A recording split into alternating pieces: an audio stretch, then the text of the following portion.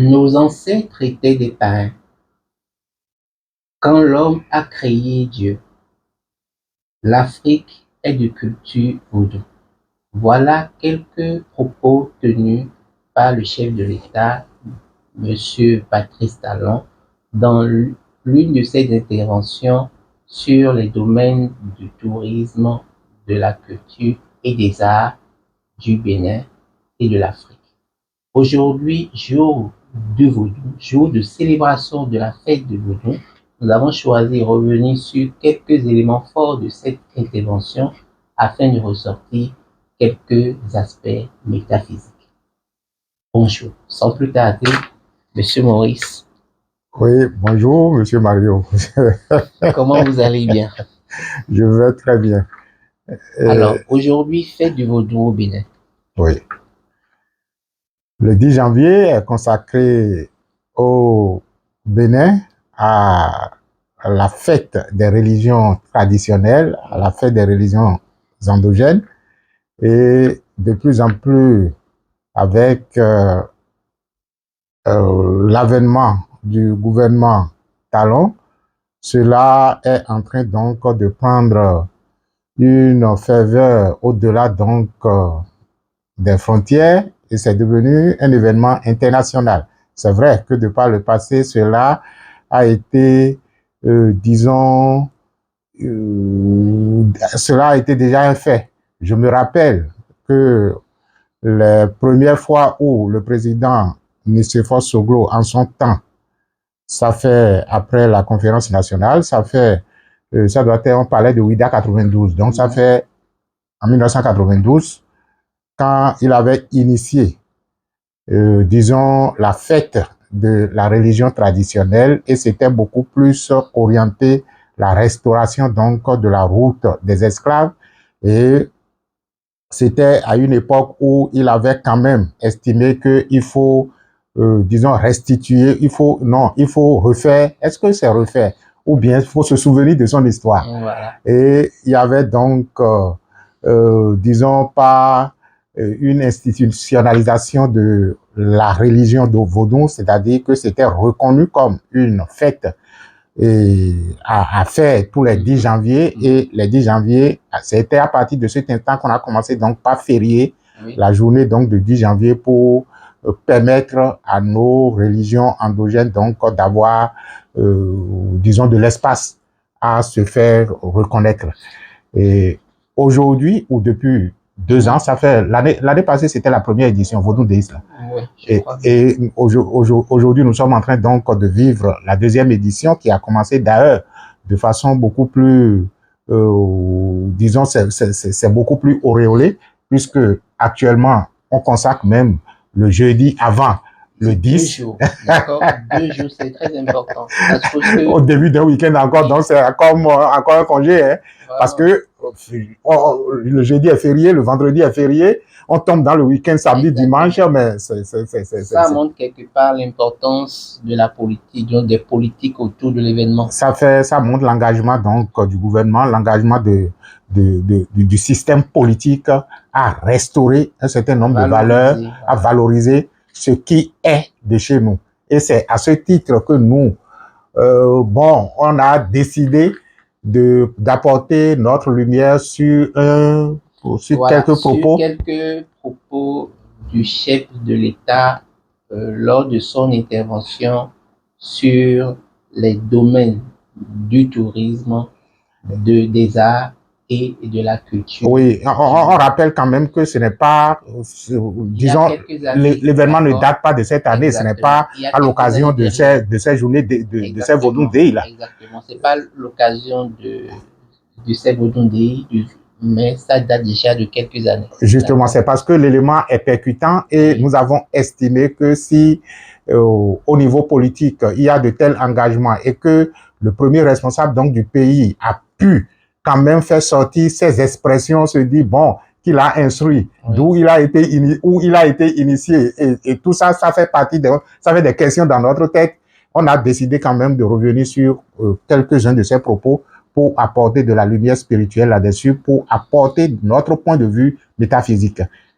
Alors, afin de vous imprégner un peu dans l'intervention, nous allons vous faire écouter, nous allons vous faire suivre un extrait donc, de cette intervention et nous reviendrons là-dessus tout de suite. Parfait.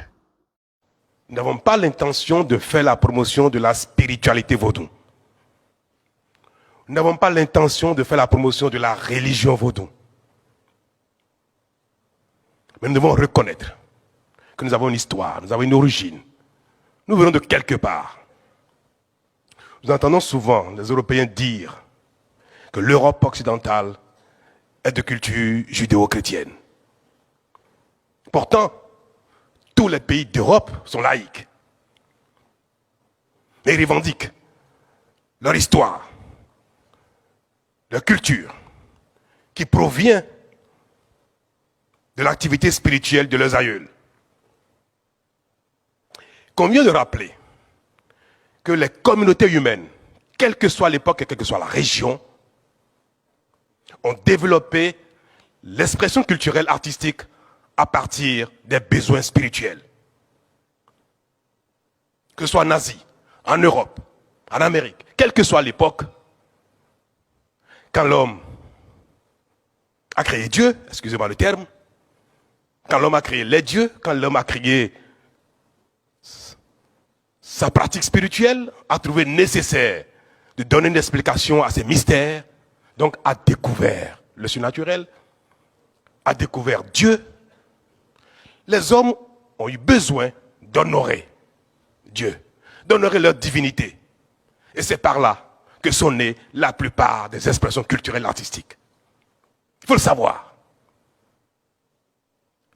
Et il faut avoir le courage de dire, mais nous provenons d'où?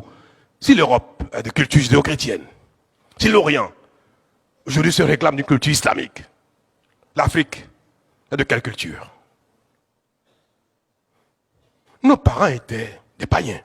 Nos aïeuls étaient des païens. Et ils ont créé les danses.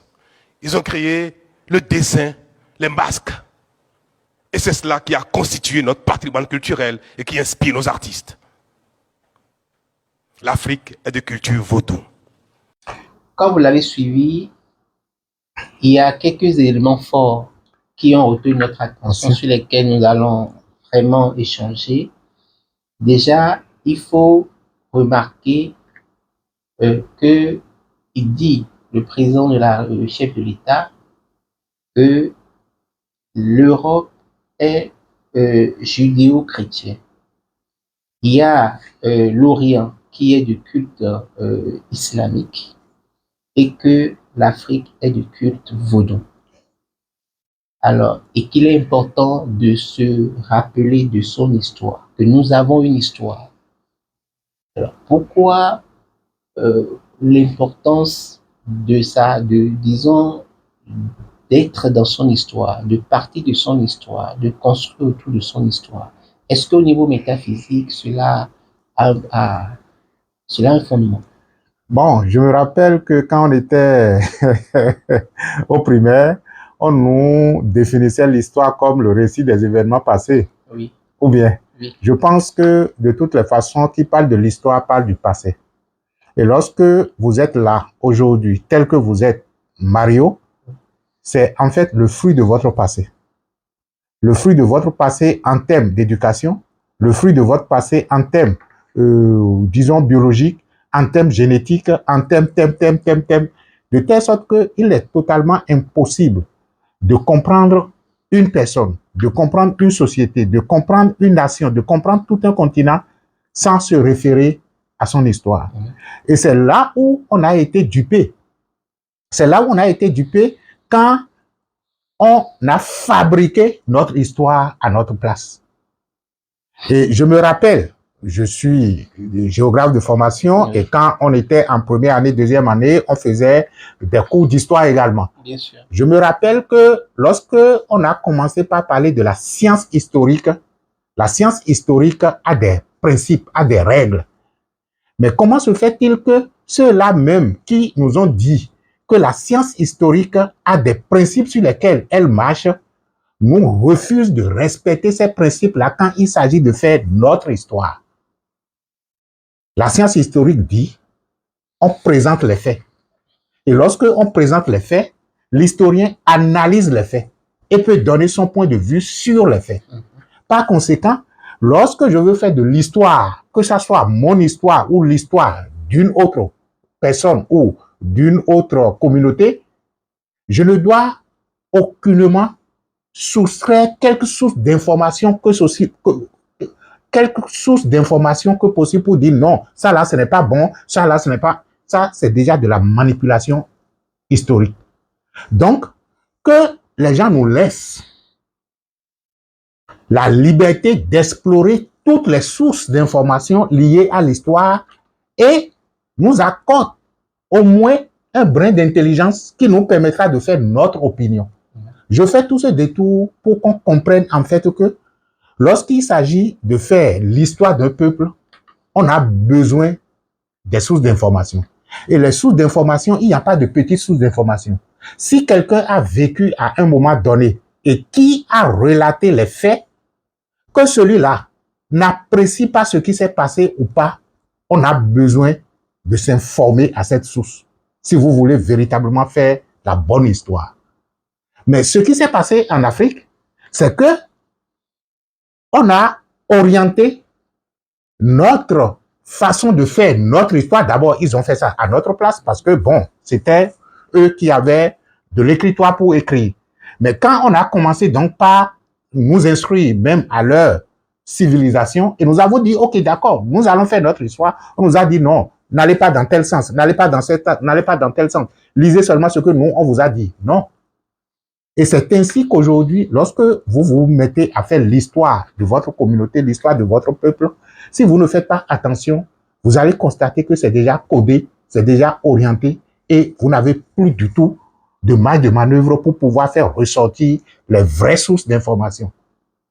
Par conséquent, il est important que, en voulant faire notre histoire, on soit suffisamment vigilant pour ne pas écouter tout simplement dans un seul sens, parce que ce dont il s'agit lorsque nous parlons de la religion vaudou, c'est de ça que nous voulons parler tout à l'heure. Si vous ne faites pas attention et que vous vous mettez à écouter ce que les autres ont dit de la religion vaudou, et c'est là où je reviens au propos donc du chef de l'État qui dit les autres, ils ne sont pas complexes, ils n'ont aucun, c'est-à-dire aucun complexe d'infériorité pour dire nous sommes chrétiens. Malgré que le pays est laïque. Malgré que on dit que le pays où l'Europe est une communauté laïque. Mais lorsque le chef de l'État dit nous n'avons pas l'intention de faire la promotion de la culture ou de la religion vaudou, ça c'est même pour adoucir les choses. C'est parce que, imaginez, on était tranquille. Vous êtes venus nous envahir avec votre religion. Vous avez estimé qu'il faudra adopter cette religion. Et vous avez non seulement critiqué la nôtre, mais vous l'avez reléguée au second plan. Ce que la programmation, c'est-à-dire que cette programmation a marché. Ah, ça a tellement marché que, même si de façon subconsciente, on sait qu'on est intrinsèquement lié à l'animisme qui est la religion de nos ancêtres, parce que quand on parle de la religion vaudou, c'est en fait l'animisme. Vous voyez? Donc, je me rappelle quand on était, disons, au collège, où on faisait des recensements, on faisait les recensements généraux de la population, il était difficile de dire sa religion si tu n'es pas chrétien. Moi, je fais partie des rares personnes qui ont tardivement commencé le catéchisme pour finalement faire choses là. Donc, avant ça, je ne pouvais pas m'afficher pour dire je suis animiste. Bien sûr. C'est très difficile. Et ça remonte aussi, c'est partie aussi de l'histoire, où, à un moment donné de l'histoire, on remarque quand même que les gens ne s'affichaient plus dans notre culture, tout dans à fait. notre religion. Parce qu'on a honte de dire je suis animiste. Oui. Et par la suite, ce qui s'est passé, en ce qui me concerne, j'ai été par conversion de mode, je vais dire, parce que tous les amis autour de moi allaient à la messe, tous les dimanches, je me retrouvais seul à la maison et tout le reste. J'ai été convaincu par un ami qui, lui, sa famille est véritablement chrétienne et j'ai commencé le catéchisme. Mais il y a quelque chose qui ne sonnait pas rond, même si finalement j'ai eu la communion et tout le reste. Je me suis arrêté là. Je n'ai jamais été confirmé. Donc, en fait, tu comprends que on a installé une honte sur notre religion traditionnelle, de telle sorte que il nous est tellement très difficile de nous afficher pour dire je suis animiste, je suis de la religion vaudou. Vous voyez? Mais c'est aussi vrai que la religion vaudou aussi, à un moment donné, a perdu ses traces. Perdu ses traces parce que les secrets même du vaudou, la transmission même de la connaissance vaudou n'a plus été, je vais dire, concordante. De telle sorte qu'à un moment donné, une certaine génération aurait certainement perdu les secrets.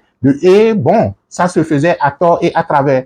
J'ai bien espoir que même de la façon dont ça se fait aujourd'hui et que nous avons commencé par restaurer la culture traditionnelle, je peux parler donc de la religion animiste. Moi, je préfère parler donc de l'animisme parce que on va le définir tout à l'heure. Je préfère parler de l'animisme parce que si on ne reste véritablement pas dans le principe des choses, il nous serait très difficile d'exporter véritablement la religion vaudou telle que le chef de l'État l'a voulu, telle que le gouvernement a voulu porter cela. Il faudrait donc que les vrais sachants se retrouvent autour de la chose pour que ce ne soit pas de n'importe quoi qui soit exporté, mais de la vraie science, je vous l'ai dit. Alors, il faut quand même remarquer que depuis l'époque où on avait honte de s'affirmer que chez moi, je suis de Vaudon, les pratiques, comme on le dit souvent, le matin, on va à la messe. Oui. Et dans la nuit, on va chez Vaudon. Oui. Vous voyez, donc, il y a un peu ce comportement. Mais aujourd'hui, on a remarqué que, aussi bien au niveau de la jeunesse, aussi bien au niveau des politiques, il y a une plus grande affirmation de soi sur sa culture, sur notre culture qu'est le Vaudon. Pourquoi aujourd'hui on remarque maintenant cette fierté de dire que oui, nous sommes de ceci, nous sommes ceci, nous sommes ceci, sans trop de complexe comme avant. Oui, de toutes les façons, lorsque vous ne savez pas où vous allez, il faut rapidement reconnaître d'où on vient. Et ça fait partie donc des propos du chef de l'État. Nous devons reconnaître d'où nous venons. C'est parce que justement, on a constaté que la population s'est butée.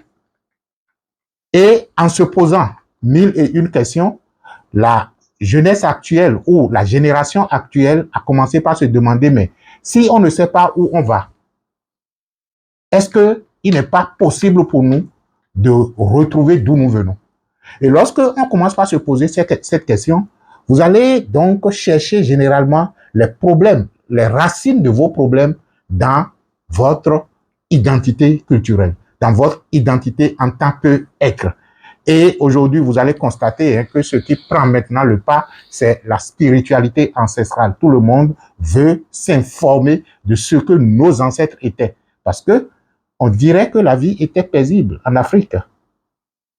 Et il y a aujourd'hui quelques rares villages dans lesquels vous pourriez encore ressentir cette paix qui existait dans la forêt où les communautés avaient, disons, une vie, disons, harmonieuse entre, disons, l'existence physique et disons, l'invisible, je voulais dire, c'est-à-dire le physique et le spirituel.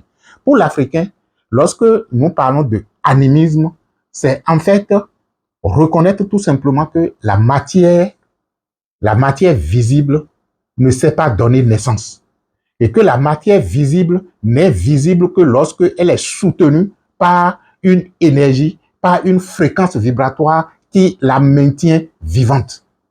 Par conséquent, l'Africain, lorsque il se sent être en même temps le corps physique, il sait en même temps que la vie qui anime le corps physique est le principe fondamental même de la dynamique de la matière. Et cette dynamique de la matière, elle se sent à travers tous les éléments de la nature. Lorsque on se retrouve dans la forêt, on peut ressentir cette dynamique de la matière à travers les arbres.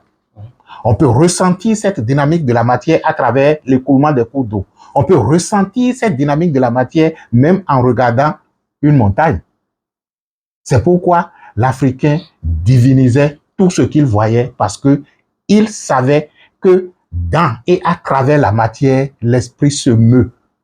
La vie de l'esprit est vivante dans et à travers la matière. C'est ce qu'on appelle l'animisme. Le fait de reconnaître que la matière est soutenue par l'esprit et que la vie de la matière est dépendante de la dynamique de l'esprit. Donc, esprit et matière ne peuvent pas être séparés selon le principe de l'animisme. On ne peut pas mettre la vie physique à part et la vie spirituelle à part. Or, les religions importées, qui sont en fait ce que nous appelons généralement les religions de mort, ils vous diront, adorez Dieu et après, occupez-vous de votre vie matérielle. Ça n'a pas de sens. C'est ce qui fait qu'on fabrique de plus en plus de criminels parce que pendant que les gens s'occupent de leur vie matérielle, ils sont prêts à commettre tous les dégâts et après, ils iront s'occuper donc de leur vie spirituelle. S'ils savaient que la spiritualité se vit au quotidien et que cela se vit à travers le mouvement même de la matière, à travers le fait de marcher, à travers le fait de s'adresser à ses proches, à travers le fait de prendre la parole, à travers donc le fait que tu prêtes un serment que tu dois respecter, l'Afrique ne serait pas ce qu'elle est aujourd'hui. Alors, il faut remarquer que dans les discussions, certains jeunes, je vais dire, lorsque vous les entendez parler, pour eux, c'est que nos parents ne connaissaient pas Dieu. Oui. Quand on parle de nos ancêtres étaient des parrains, ils étaient des animistes, des personnes qui ne connaissaient pas Dieu, et que c'est la religion, à travers la religion chrétienne, qui les a fait connaître Dieu, et pour eux, c'est la norme. Qu'est-ce que vous en dites? Non, en fait, est-ce que le fait qu'on dise que nos ancêtres sont des païens, sont des animistes, veut dire que c'est des personnes qui ne connaissaient pas Dieu? Être animiste ou être païen, selon la terminologie, païen, ne veut pas dire ne pas être croyant. Dans la religion chrétienne, ce qu'ils appellent païens, c'est les gens qui, en fait, n'ont pas la même vision de Dieu que eux. Et ils ont caricaturé pour dire, ceux que nous appelons païens, c'est des gens qui adorent des divinités. C'est des gens qui adorent des dieux polythéistes, c'est-à-dire qui sont des polythéistes. C'est-à-dire que je reconnais beaucoup de divinités auxquelles j'accorde ma foi. Ils appellent cela païens. Par contre, lorsque quelqu'un dit « je crois en Dieu, seul et unique créateur, et en Jésus-Christ, son Fils », on pense que lui, il est monothéiste, alors qu'il a déjà dit « je crois en Dieu, unique créateur, et en Jésus-Christ ». Donc, il ne croit pas à un seul Dieu. Il croit en Jésus-Christ, il croit à la Vierge Marie, il croit aux différents saints qu'il représente même. Qu'est-ce qu'on nous reproche? La question, c'est même ça. Parce que lorsque vous êtes venu nous voir et que vous avez vu nos divinités et que vous nous avez dit que nous avons fait des représentations que nous adorons, mais finalement, nous vous avons vu également faire des représentations devant lesquelles vous vous agenouillez, même si vous allez nous dire que vous ne les adorez pas. Mais qui vous a dit que nous, on les adore? Donc, c'est de ça que je parle quand j'ai dit, lorsque vous abordez l'histoire et que vous ne faites pas attention, vous allez marcher sur les opinions des autres, pensant que vous êtes en train de faire votre propre opinion. Parce que c'est eux qui sont venus nous dire que nous avons représenté des divinités que nous adorons. Par conséquent, nous sommes des païens. Donc, quand le chef de l'État dit nos ancêtres étaient des païens, oui, moi, je comprends sa logique, de sa position. Il est obligé donc de faire adoucir un peu les choses pour faire avaler parce qu'on était allé très loin. On était allé très loin et là, au début du discours, il disait, nous n'avons pas la promotion de faire, nous n'avons pas l'intention de faire la promotion de la religion vaudou. Oui, en tant que président de la République, c'est ce qu'il doit servir.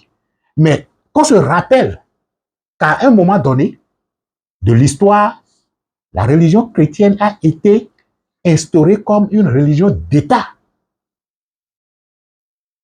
À l'époque du roi, de l'empereur Constantin, ça doit faire les années 300 par là, la religion chrétienne a été instaurée comme une religion d'État. Et c'est justement ça qui a fait que toute la civilisation européenne a commencé donc par s'organiser. Sinon, au départ, les chrétiens étaient persécutés. Les chrétiens étaient persécutés de telle sorte que tu ne pouvais même pas. Il y avait une minorité de personnes qui se réclamaient de la chrétienté. Mais quand, à un moment donné, c'est devenu une religion forte, où l'État a commencé donc par en faire la promotion et l'organisation sociale, l'organisation économique et l'organisation politique a commencé donc par puiser ses racines dans les principes religieux. C'est devenu donc une religion qui a commencé donc par non seulement s'étendre, mais a été exportée au-delà des frontières. Donc, à l'heure du réveil de l'Afrique, il est même possible que aujourd'hui, la politique fasse la promotion de la culture animiste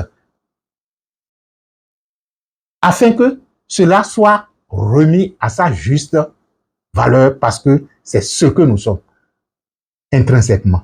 Et là, lorsque nous parlons de nos ancêtres et que on sait que de toutes les façons, pour avoir pris corps, et là je reviens à la métaphysique, pour avoir pris corps dans un contexte africain, tu ne peux pas te dissocier, tu ne peux pas dissocier les éléments génétiques de ton corps qui se retrouvent dans ton sang de tes ancêtres. On dira que faire la promotion alors de l'animisme, c'est aussi honorer le vécu de nos ancêtres. Et l'histoire de l'Europe et de l'Asie et de toutes les contrées du monde, l'histoire, ou du moins le développement ou la civilisation est basée sur le fait que on reconnaît ce qui s'est passé de par le passé. C'est-à-dire que chaque être qui vient dans ce monde, que ce soit dans une famille, dans une communauté, dans une nation, au-delà du fait qu'on peut accorder par peut-être notre opinion tel ou tel aspect sur le vécu de chaque individu, chacun fait de son mieux pour élever le niveau donc de la fréquence vibratoire aussi bien de la famille que de la nation. Et lorsque nous parlons par exemple aujourd'hui, ou nous, dans notre, disons, mouvement spirituel, on parle de travailler sur le sang, c'est que chaque personne qui vient dans une famille a la responsabilité d'élever le niveau du sang. En termes donc de l'accomplissement de la paix, en termes de l'accomplissement de l'harmonie, en termes donc de l'accomplissement de la richesse, de l'abondance, de la prospérité, de la santé et tout le reste. Et lorsque je n'y arrive pas, c'est parce que je manque d'un niveau de connaissance qui pourra me permettre donc de relever, d'aller un peu plus haut. Ce qui fait que vous allez constater que il est très facile lorsque quelque génération que ce soit dans votre famille ou dans votre lignée a déjà atteint tel ou tel niveau de réalisation dans tel ou tel domaine. La suite, c'est que vous venez, vous héritez cela en fait. Et à partir de là, vous accomplissez ce que vous pouvez ajouter. Vu ainsi, chaque génération s'est efforcée le plus que possible, suivant le niveau de connaissance qu'il a atteint ou suivant le niveau de la connaissance disponible, s'efforce le plus d'élever sa communauté, d'élever sa nation, de faire en sorte que la communauté ou la nation vive le mieux que possible. Donc, lorsque nous, on se retrouve être aujourd'hui sur cette terre, et là, si c'est de parler de façon globale, nous avons la responsabilité de faire en sorte que les gens vivent le mieux que possible sur la terre. D'abord nous-mêmes, autour de nous, et le plus loin que possible de nous. Donc, notre histoire nous fonde, notre histoire nous fait. Et pour faire le futur, tu es obligé donc de comprendre ce qui s'est passé de par le passé pour ne pas tomber dans les mêmes erreurs. Bizarrement, quand on nous fait faire l'histoire dans les collèges et même dans les universités, bon, ça a été juste un module qu'on apprend et qu'on on valide et puis on passe. Les êtres humains ne se sont véritablement jamais inspirés de leur histoire, sinon on ne commettrait pas les mêmes bêtises les mêmes fois. Alors, est-ce que on peut dire que le vaudou, quelqu'un qui est vaudouisant ou quelqu'un qui croit au vaudou, c'est quelqu'un qui croit à l'existence d'un seul Dieu et que, mais en même temps, reconnaît que derrière chaque forme, il y a un principe premier, une énergie qui est active, qui doit découvrir, travailler avec, composer avec. C'est en fait la bonne compréhension que l'on devrait avoir de l'animisme dont la pratique est vaudou. Je reprends. L'animisme dont la pratique est le vaudou. Parce que lorsque je dis je suis animiste, ok, d'accord, mais quelle est la pratique extérieure qui fait de toi un animiste? C'est la pratique vaudou. Vous voyez? Et dans le vaudou, vous allez voir naturellement les représentations divines. Et il y a une... Oui, il y a cette expression du chef de l'État qui dit quand l'homme a créé Dieu. Et on dirait que pour adoucir... Il a été bien inspiré. Ou bien il a été bien initié, je vous l'ai dit. Je voulais lui demander tout simplement de nous souffler son maître initiateur. Non, c'est tellement magnifique, c'est tellement bien dit que quand on est chef d'une, disons, de beaucoup de personnes, quand on est père de famille et qu'on sait que les membres de la famille n'ont pas les mêmes opinions, on ne parle pas tout cru. C'est pourquoi il a encore adouci un peu pour dire quand les hommes ont créé les divinités ou bien les représentations et tout le reste. Sinon, est-ce que sur le plan métaphysique, parlez-nous un peu de ça. Quel est un peu le dessous métaphysique de ça? Est-ce que cela a un fond métaphysique? Il aurait dû tout simplement rester là-dessus et laisser les polémiques se dérouler autour quand l'homme a créé Dieu. Expliquez-nous un peu ça. À quel moment, puisque dans l'approche populaire, oui, on sait que Dieu a créé les hommes. Oui. Dieu a découvert les hommes. Les hommes ont découvert Dieu plutôt. D'accord? Dieu a créé les hommes. Ce que le chef de l'État n'a pas dit, c'est pas moi qui vais dire. Les hommes ont découvert Dieu. Et il y a une certaine expression, il y a la création des vaudous par là, tout ça. Mais non, lorsque nous parlons de Dieu, disons, l'homme a créé Dieu. Je pense que le chef de l'État est un ésotériste et en même temps, il comprend que certainement, hein, je me dis, que le message, que le secret des choses ne doit pas être livré à la masse. Donc, je vais raisonner également dans sa logique pour ne pas déranger les susceptibilités des uns et des autres. Sinon, en fait, il a dit la vérité tout cru. Et comme les grands enseigneurs essaient toujours de camoufler la vérité pour ne pas se faire lapider, parce que lui, il a au moins la sécurité. Quand moi, je vais commencer par dire aujourd'hui à travers les médias que c'est l'homme qui a créé Dieu, on dira que moi, je viens d'où? Sinon, en fait, pour dire vrai, Dieu n'existe pas. Si l'homme ne l'a pas créé,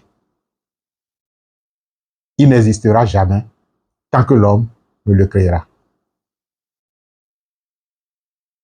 Vous allez dire oui, c'est blasphématoire. Ok, d'accord.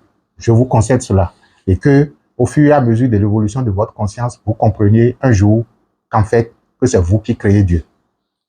Lorsque vous dites que Dieu n'existe pas, la question qu'on pourra vous poser, mais ok, vous dites que Dieu n'existe pas, mais qui a créé le ciel, qui a créé la terre, est-ce que la manifestation de tout ça ne montre pas que Dieu existe? Et si je disais que c'est vous, ou du moins que c'est toi, Mario, qui a créé tout ça? On ne le perçoit pas. Tu ne peux pas percevoir tant que tu n'admettes la vérité qui est. C'est ça la vérité. Donc, je pourrais dire, Dieu n'existe pas, mais Dieu existe. C'est comme un chercheur spirituel qui a posé cette même question à un maître, qui a demandé, il était à côté du maître quand un passant disait, est-ce que Dieu existe? Le maître dit, oui, Dieu existe. Quelqu'un d'autre passe par là et il dit, est-ce que Dieu existe? Il a dit, Dieu n'existe pas. Ça fait deux réponses. La troisième personne passe et il demande si Dieu existe. Il dit, c'est à toi d'en décider. Et le disciple lui dit, mais maître, à la même question, vous avez donné trois réponses. Vous avez dit, Dieu n'existe pas. Oui. Dieu existe. Et vous, à la troisième personne, vous avez dit que c'est à lui d'en décider si Dieu existe ou s'il n'existe pas. Et pourtant, vous allez constater que à chaque réponse, c'est-à-dire chaque réponse porte les deux autres. Parce que c'est comme si quelque chose n'existe pas ou quelque chose n'existe que lorsque vous décidez qu'il en soit ainsi. Vous allez, pour un peu permettre aux gens de comprendre la chose de façon scientifique, aujourd'hui, la physique quantique est venue à une approche qui permet un peu de saisir ce dont il s'agit. Lorsque les physiciens quantiques élaborent des expériences au niveau donc de la structure infinitésimale, infinie de la matière, ils ont constaté que lorsque on crée un champ de vide, le vide demeure vide. Mais lorsque on porte son attention sur ce vide-là, dans telle ou telle direction, il y a des fréquences vibratoires qui commencent donc par s'animer dans ce vide-là. Donc, celui qui dit par exemple que Dieu n'existe pas, c'est comme s'il dit, bon, il n'y a que le vide. Mais le vide ne prend telle ou telle fréquence que lorsque toi, individu, tu décides donc de lui accorder telle ou telle attention. Ça peut aller. Donc, lorsque le chef de l'État dit, quand l'homme a créé Dieu, c'est une façon de dire que Dieu n'est opérationnel, ou du moins les autres humains n'adorent que les dieux qu'ils ont créés. Et c'est ça ce qu'on appelle la civilisation. C'est ça ce qu'on appelle la civilisation, de telle sorte que lorsque vous oubliez la vôtre, vous vous perdez. Lorsque l'Europe a décidé de créer son Dieu, c'est ce Dieu-là que l'Occident adore. Lorsque la culture arabo-islamique a décidé de créer son Dieu, c'est ce Dieu-là que la communauté islamique adore. Et lorsque nous, en Afrique, nos aïeux avaient décidé de créer leur Dieu, c'est ce Dieu qu'ils adoraient jusqu'au moment où on est venu nous dire que ce n'était pas le bon Dieu. Donc, les hommes sur la terre et dans différentes contrées ont créé le Dieu de leur compréhension ou les dieux de leur compréhension, si je dois répéter le chef de l'État.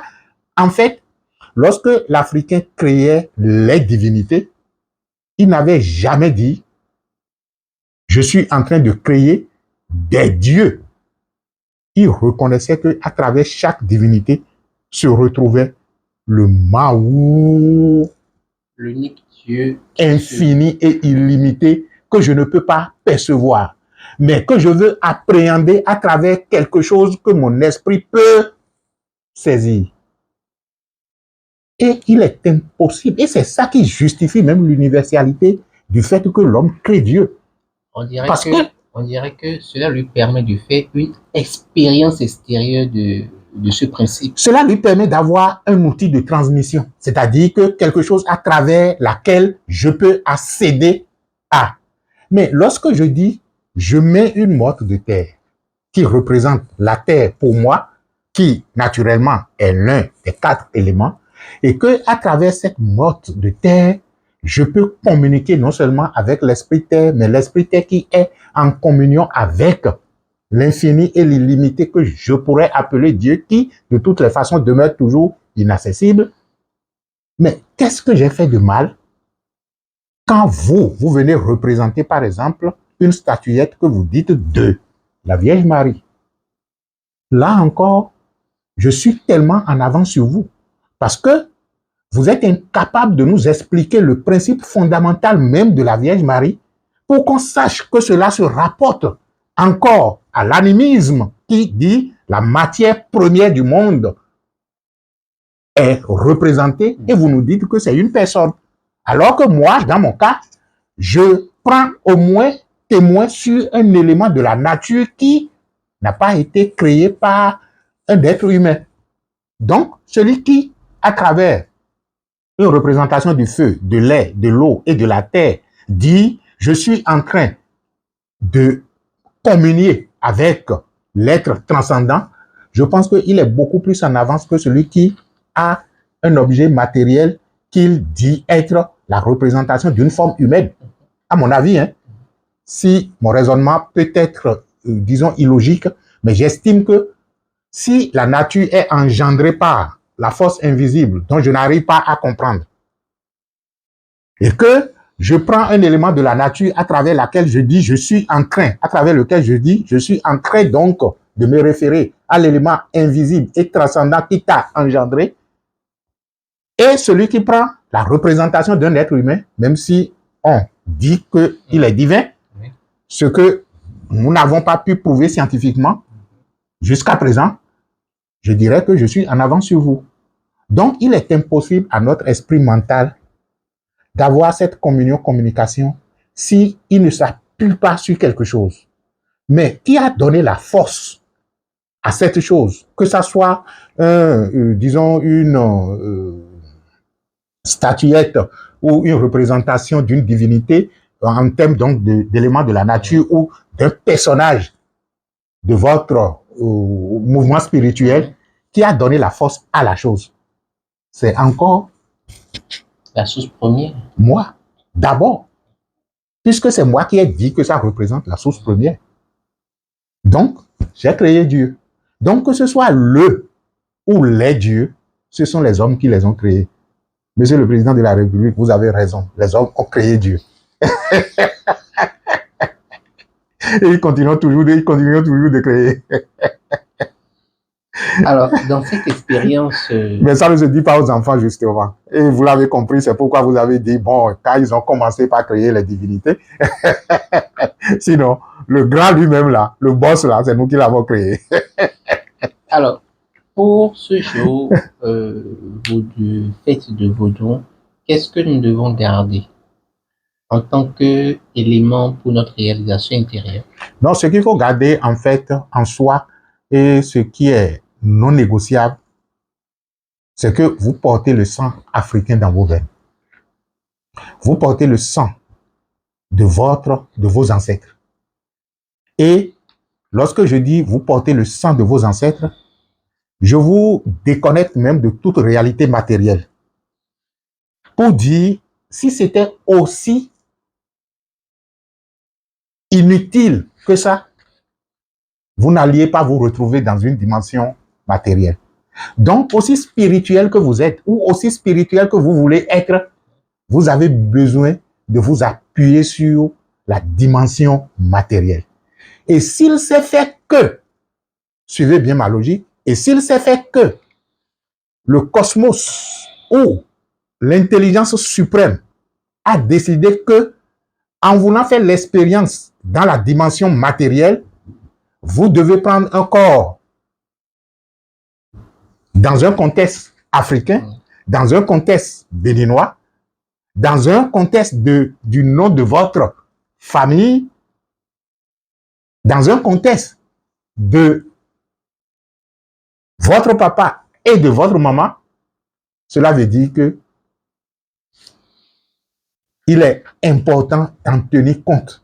Sinon, c'est comme si vous êtes en train d'insulter l'intelligence cosmique pour dire tu n'as pas été suffisamment intelligent, c'est pourquoi je me suis retrouvé non seulement dans cette dimension terrestre, mais à travers ce canal-là. africain, de telle nationalité, de telle famille, de tel père et de telle mère. Ça fait au moins 3 ou 4 dimensions dont il faut tenir compte. Ce qui fait que si vous voulez faire le retour à la conscience transcendantale, l'être spirituel, infini, immortel que vous êtes, il est très, est-ce que je vais dire important? Ou bien il est indispensable, je voulais dire, tout simplement, de tenir compte que vous êtes issu de tel père et de telle mère, dont vous portez la synthèse des 200, et que par ce sang, vous appartenez à une lignée familiale, et que par cette lignée, vous appartenez à une communauté, et que par cette communauté, vous appartenez certainement à une dimension beaucoup plus, je vais dire, continentale. Donc, les Africains, pour leur propre éveil personnel, ont besoin de savoir dans quel contexte ils se sont incarnés. Vous, vous êtes incarné dans un contexte africain. Et lorsque vous traversez toute la psychologie de l'Afrique pour vous retrouver être dans la dimension terrestre, pour remonter à la non-psychologie, à l'au-delà de toute dimension matérielle, il faut retraverser encore le chemin. C'est pourquoi il est important de comprendre que nous sommes africains et le peuple africain, par principe, est animiste. Nous reconnaissons Dieu à travers les éléments de la nature. C'est le Dieu que nos ancêtres ont créé. La reconnaissance du divin à travers la nature. La nature est l'expression du divin pour nous. Les autres qui ont dit qu'il n'y a qu'un seul fils qui est de Dieu et une seule femme qui est la mère de Dieu, c'est le Dieu que eux, ils ont créé. Que ça peut, vous allez constater même que la logique, ce n'est même pas si c'est vrai ou faux. C'est juste à quoi j'ai accordé ma vérité. Donc, si eux, ils ont dit ça, et que ça a été ce qui a nourri les différentes générations jusqu'à présent, il est normal que lorsqu'ils s'en servent, ils se retrouvent. Mais vous allez dire oui, si c'est ça, nous qui sommes musulmans, nous qui sommes chrétiens, vous êtes en train de nous dire de laisser notre... Non, ce n'est pas de ça qu'il s'agit. C'est tout simplement la reconnaissance d'une évidence. Vous avez la peau noire.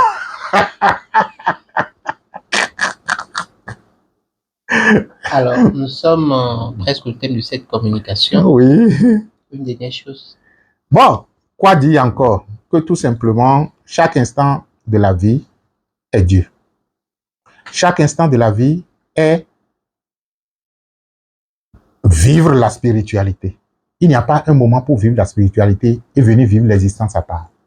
Lorsque vous conjuguez votre existence au spirituel, vous êtes dans les cieux.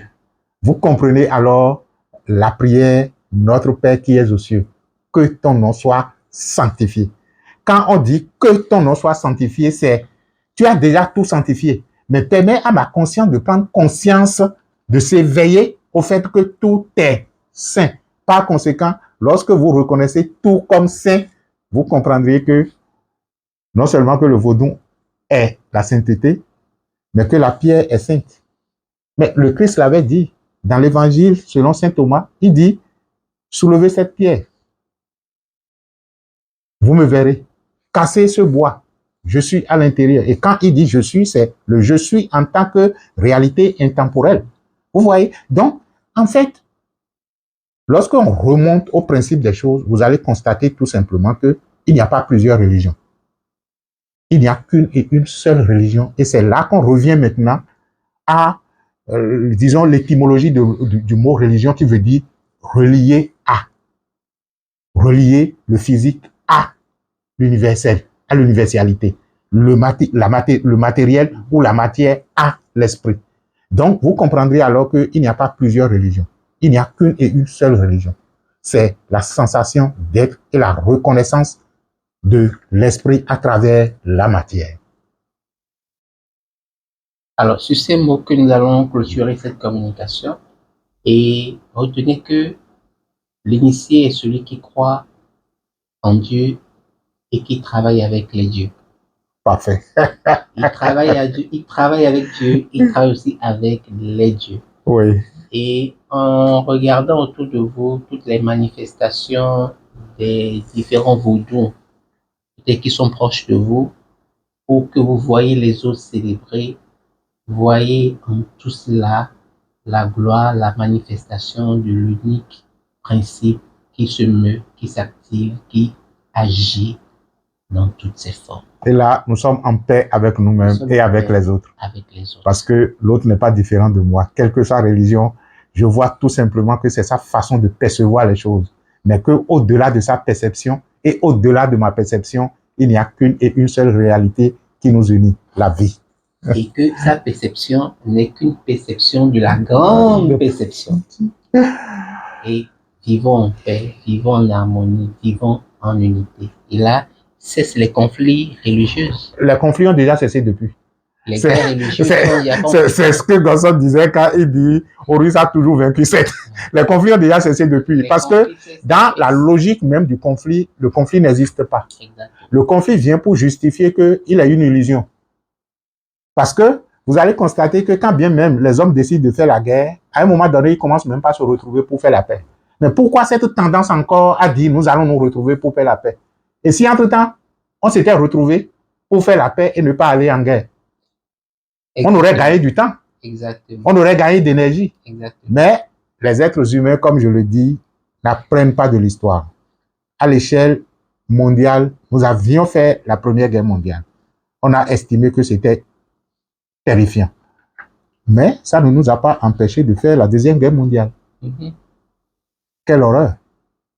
Et après ça, vous allez constater qu'à l'échelle internationale, pour ceux qui ont d'une certaine génération et qui ont étudié ou qui ont étudié l'histoire de l'après-guerre et tout le reste, la tendance était de faire la paix partout.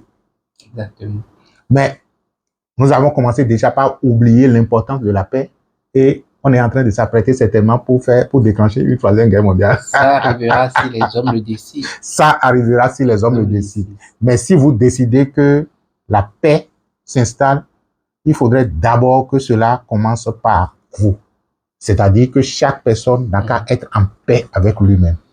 Il n'y a rien derrière quoi ou derrière qui il faut courir. Parce que finalement, vous allez constater que c'est de l'illusion. Et c'est ce que les grandes personnes disent. Je ne dis pas de ne pas travailler pour pouvoir atteindre des niveaux d'éveil et des niveaux d'élévation ou des niveaux de prospérité, de richesse, de ci ou de ça. Mais cela n'est possible que lorsque vous êtes vivant. Et pour le moment, célébrez la vie qui vous anime. Célébrez la vie qui nous anime. Célébrons aussi l'unique vie qui anime toutes choses. Et que la fête de Vodou continue. Et que les Vaudons continuent toujours de nous animer. Parce que de toutes les façons, si je disais que nous sommes le Vaudou, on va faire une émission sur le principe premier du Vaudou. Exactement. Pour l'heure, je vous souhaite, je vous dis merci. Et je pense avoir fait quand même une émission que j'intitulais Dans le temps Vaudou le Christ, pour montrer, disons, la similitude entre le Vaudou et le Christ. Vous êtes le premier Vaudou. Et si on doit parler chrétien, on dira vous êtes le Christ. Christ égale Vaudou. Je suis le Christ, ça veut dire je suis le Vaudou. Le premier né de l'univers. Que les bénédictions soient. Merci et namasté à vous.